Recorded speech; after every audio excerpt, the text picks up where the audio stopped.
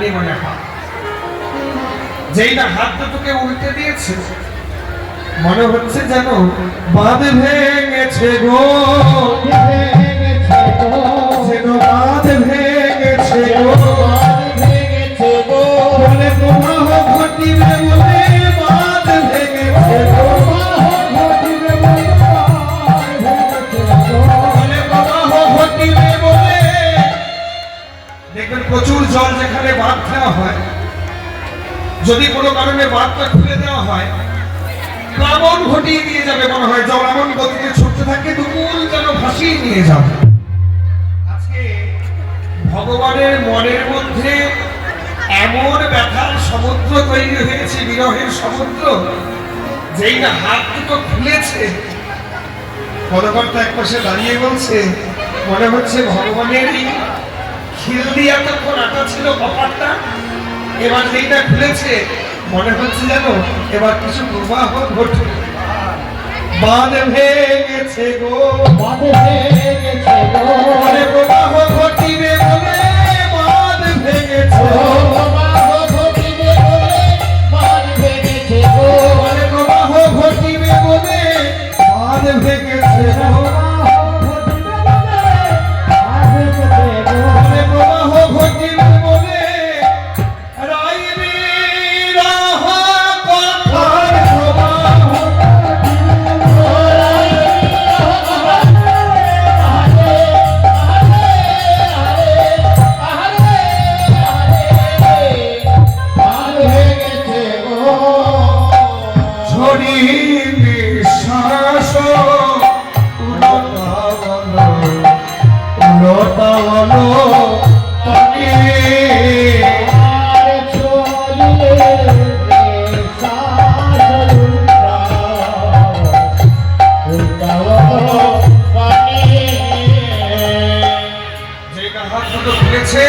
পদকবি এক পাশে দাঁড়িয়ে বলছে দূরে অবগাহ মরম অভিলাষ।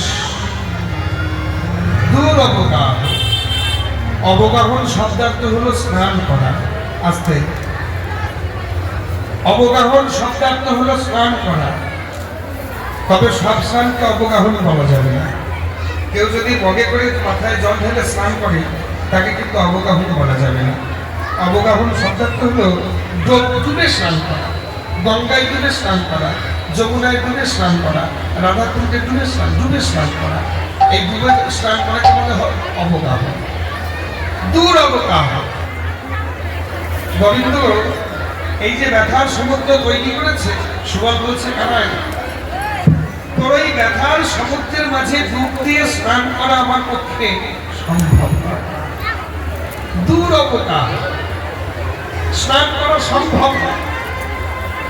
মরম অভিলাষ, তোর যে মনের অভিলাষ, মনের মধ্যে যে ব্যথা, যে বিরহ, সেখানে ডুব দেওয়া আমার পক্ষে সম্ভব নয়। সমজিহা কহ, সমজিহা মানে হিন্দি শব্দ, সমঝাকে বলো, একটু বুঝিয়ে বলো। সমজিহা কহ ঘনশ্যাম দাস। পদকবি ঘনশ্যাম দাস এক পাশে দাঁড়িয়ে বলছে যে ব্যথার সমুদ্র তৈরি করেছো সেখানে আমাদের ডুব দেওয়া সম্ভব নয়, কারণ তার তল আমরা খুঁজে পাবো না। তোমার হৃদয়ের মাঝে যে ব্যথার সমুদ্র, সেই ব্যথার সমুদ্রের তল আমরা খুঁজে পাবো না যদি তুমি কৃপা না করো। তুমি কৃপা করে যদি বুঝিয়ে বলো তাহলে আমরা বুঝতে পারবো।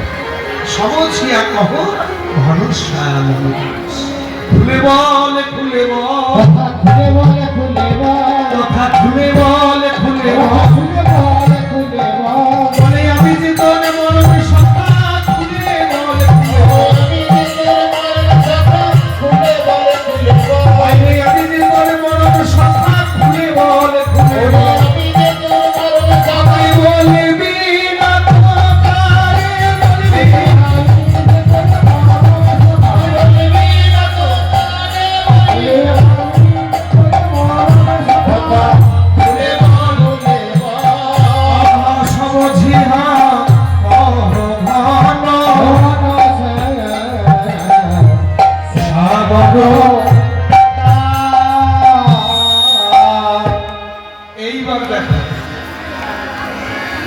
এতক্ষণ পর্যন্ত কোনো কথা না বললেও ভগবান এবার বলবে বলে প্রস্তুতি নিচ্ছে। সুবল একটু কাছে আয়। এ ব্যথা আজকের ব্যথা নয়, এ ব্যথা অনেক পুরাতন ব্যথা। কোন ব্যথা জানিস? সেই অনেক পুরাতন ব্যথা যেদিন আমি কালীয় নাগকে দমন করেছিলাম, যেদিন আমি কালীয় নাগের খনায় খনায় নৃত্য করেছিলাম, এ ব্যথা সেই দিনের ব্যথা। ওমা, কালীয় নাগের খনায় খনায় নৃত্য করেছিলে সেই দিনের ব্যথা বলে? তা কি হয়েছিল সেদিন? শুনবি সখা, সেদিন কি হয়েছিল? তাহলে তোকে বলি, একটু কাছে আমার একটা বড় তলের গান আছে মায়েরা, বিরক্ত হয়েও না কিন্তু, কারণ কমিটির পক্ষ থেকে আমাকে বলাই হয়েছে একটু বড় তলের গান। আমার আমার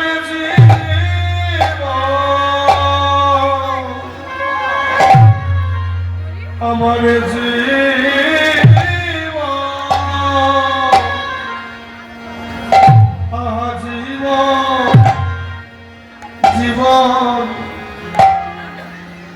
জীবনের সত্তা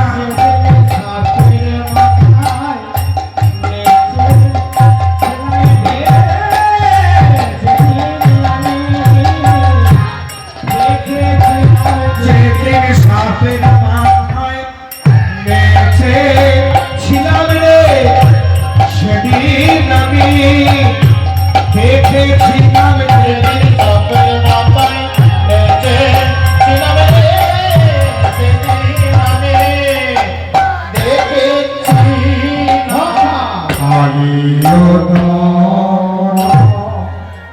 যেদিন কালিয়নাগকে দমন করেছিলাম, যেদিন কালিয়নাগকে দমন করেছিলাম, কালিয়নাগের খনায় খনায় নেচেছিলাম, সেদিন দেখলাম কালিন্দী কুল কদম্ব কিছা, কালিন্দী কুল কদম্ব কিছা। কালিন্দী কুলে কত লোক সেদিন জমা হয়েছে, যত ব্রজবাসী সবাই ছুটে এসেছে।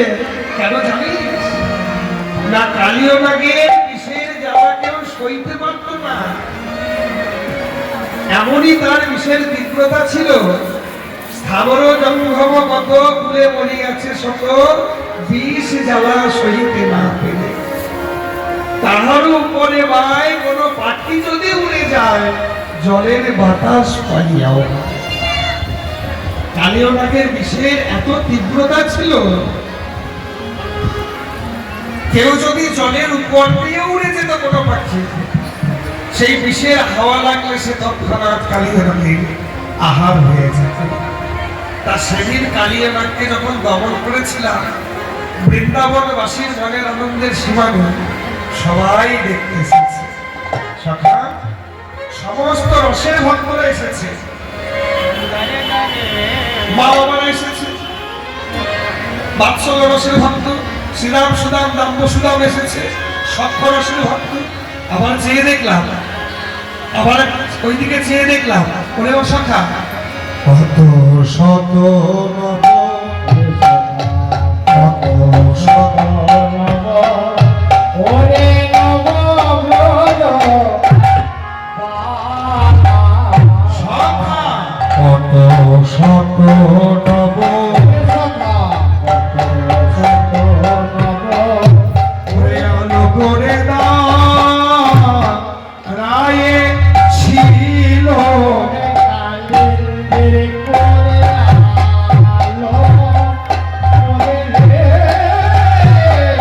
আলো করে দাও রায়ে ছিল,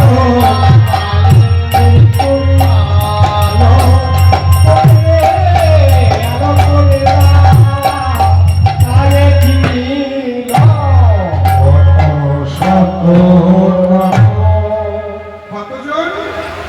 17 জন।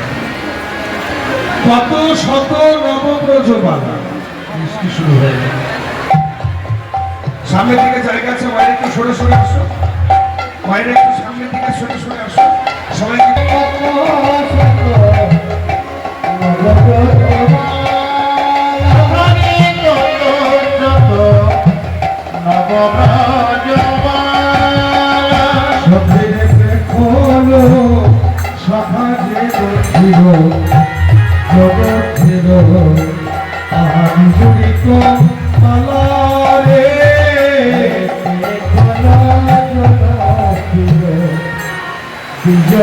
কোমারে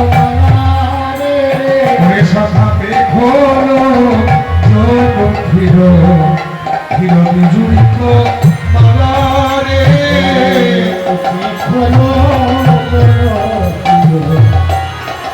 যদি কোমারে বিদ্যুতের মালার মতো দাঁড়িয়েছিল, মালার মতো দাঁড়াইয়াছিল, বিদ্যুতের মালার মতো বিদ্যুতের মালার মতো দাঁড়াইয়াছিল, ওরে শাখা কালিন্দী কুল কুলিয়ানা করে মালার মতো দাঁড়িয়েছিল, কালিন্দির ফুল, এই নাম কালিন্দির ফুল, বিদ্যুতের মালার মতো দাঁড়াইয়াছিল, শাখারে কালিন্দী কুল কুলিয়ানা করে সেদিন মালার মতো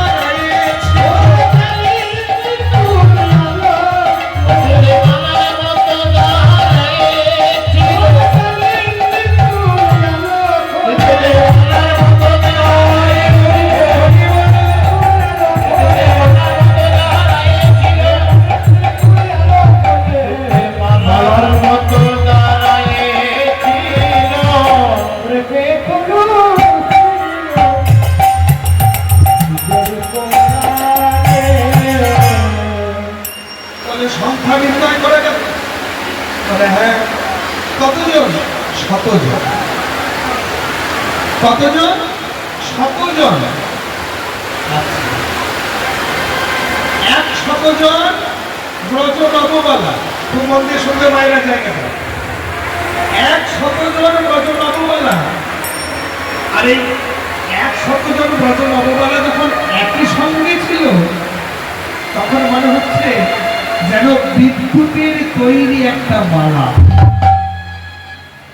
মায়েরা, মনে হচ্ছে যেন বিদ্যুতের তৈরি একটা মালা। পেট খুলে মানুষ দেখলাম যদু স্থির বিদ্যুৎ বিজুরিক মালা। 100 জন নবব্রজমালা একত্রিত মনে হচ্ছে স্থির বিদ্যুতের একটা মালা। শুধু কি 100 জনই ছিল সরকার? বলে না রে, আরো ছিল। কে ছিল? তহিদ নবী। আহা মনে দুয়ো চারি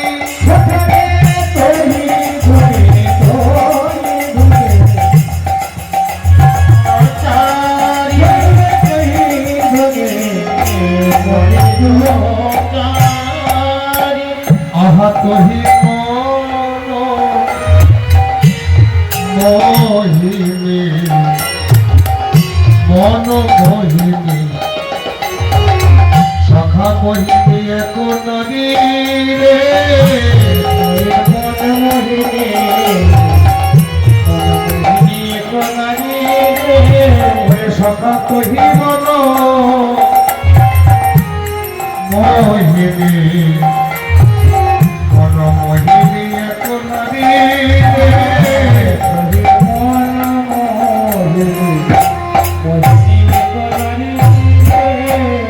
আমার মনে প্রাণ করে দিলে আমার মন প্রাণ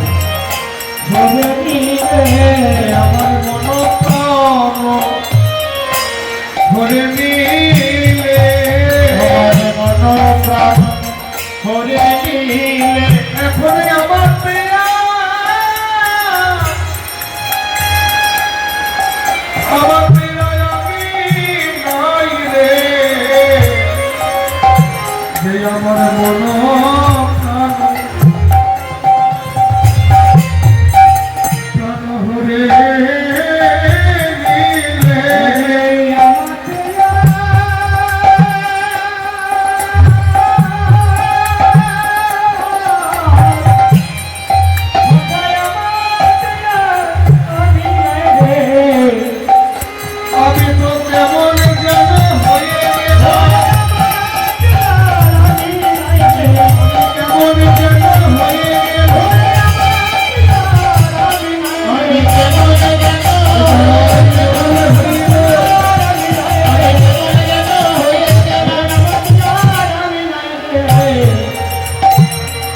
হরে ওরে কহিব না মহিমী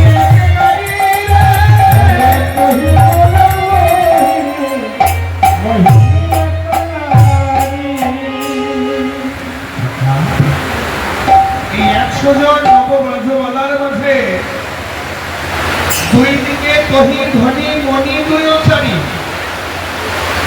তহি ধ্বনি মণি দুয়োচারী, এখানে 2-4 জন নয়। দুয়োচারী মানে 2-4 জন নয়, দুই দিকে 4 দুপুরে 8 জন। 100 জন নবব্রজমালা, তার মধ্যে এই 8 জন হচ্ছে রত্ন স্বরূপা। 100 জন নবব্রজমালা, তার মধ্যে দুই দিকে 4 জন করে 8 জন। সবাই এরা হলো রত্ন স্বরূপা। আর এর মাঝে একজন মন মোহিনী হরণকারী, যে আমার মনটাকে হরণ করে। এই 108 জনকে আর একটা মন মোহিনী হরণকারীকে একমাত্র তারা জানে। গুরুচরণ আশ্রয় করে মালা যারা ভাবে তারাই জানে, যারা ভাবে তারাই জানে, যারা ভাবে তারাই জানে। আপনি গুরুচরণ চরণ আশ্রয়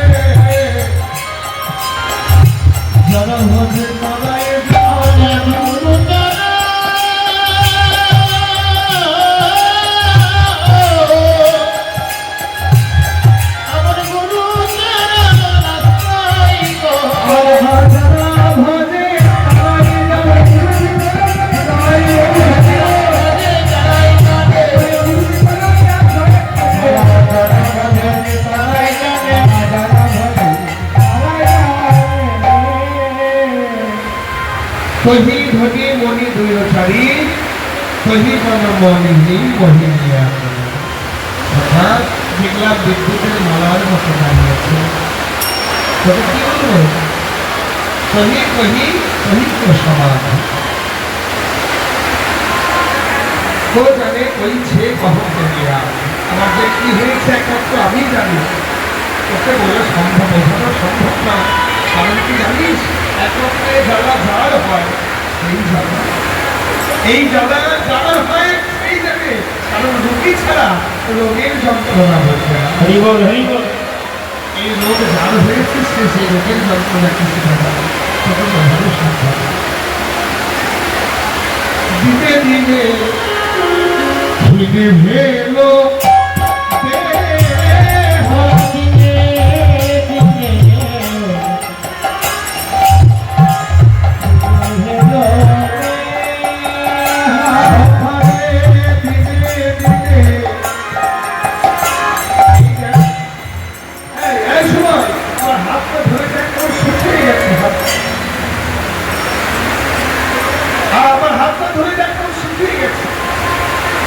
এটা হলো প্রেমের 10টা লক্ষণের মধ্যে একটা লক্ষণ রসদশা তার মধ্যে একটা লক্ষণ ক্ষীণতা ক্ষীণ হয়ে যাওয়া শরীরটা যেমন শুকিয়ে যাচ্ছে আহারে রুচি নাই ঘুম আসছে না সারা পৃথিবী যখন ঘুমাচ্ছে তখন সে জেগে বসে আছে সারা পৃথিবী যখন ঘুমিয়ে আছে কীটনাচ্ছন্ন তখনও সে জেগে থাকে জানে দশা হয় একটা সময় আর আমার দেহটা যেমন শুকিয়ে যাচ্ছে দিনে দিনে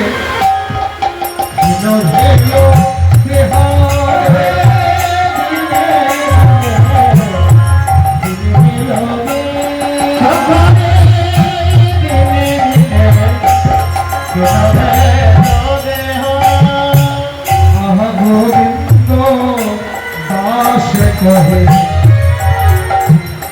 কহে ওইছে রব নেহারে গোবিন্দ দাস গোবিন্দ দাস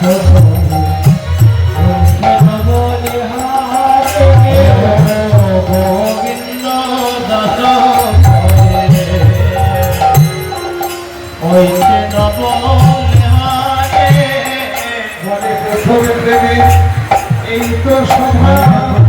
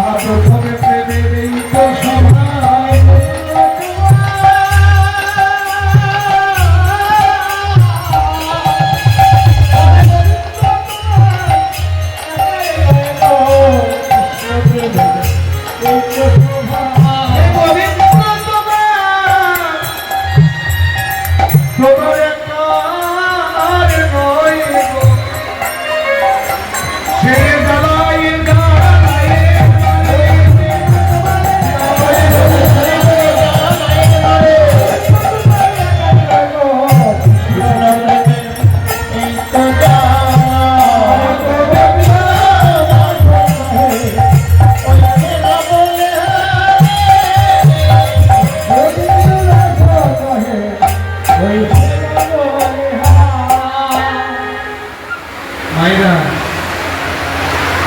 বুঝতে পারছি না তোমাদের মনের ভাবনা নাই হ্যালো গত বছর যদি কোনো বাবা বলে মহোৎসব খেয়েছি আর এই মহোৎসব প্রসাদ খাওয়ার পরে এখন বড় একটা ঠেকুর করবে এটা শোনা বলে গত বছরে প্রসাদ খাওয়ার পরে এখন একটা বড় ঠেকুর তুলছে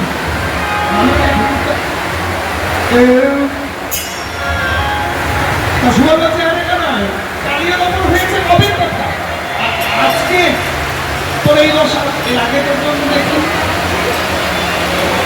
কৃষ্ণচন্দ্র বলে সুবল রে কালিয়া দমনের দিনে আমি সেই রমণীকে একবারে দেখেছিলাম বটে আবার একদিন সেই রমণীকে আমি দেখেছি রে। জীবন বলে কবে? সেই রমণী একদিন দেখলাম যমুনার জলে স্নান করছে।